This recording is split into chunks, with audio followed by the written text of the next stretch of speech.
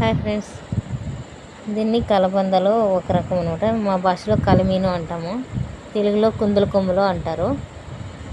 దీని యూజెస్ అంటే చాలా విధాలుగా యూజ్ అవుతుంది.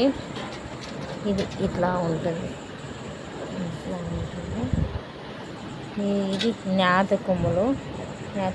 దీన్ని కాకరకాయల కంటే చాలా చేదుగా ఉంటుంది.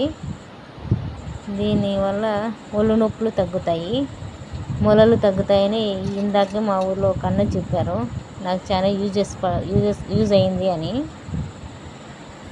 దీనివల్ల చాలా యూజ్ అయిందని చెప్పారు. మేము దీన్ని ఉప్పు వేసుకొని తింటాము, లేకుంటే ఉప్పు పచ్చిమిరపకాయలు వేసి దంచి తింటాము.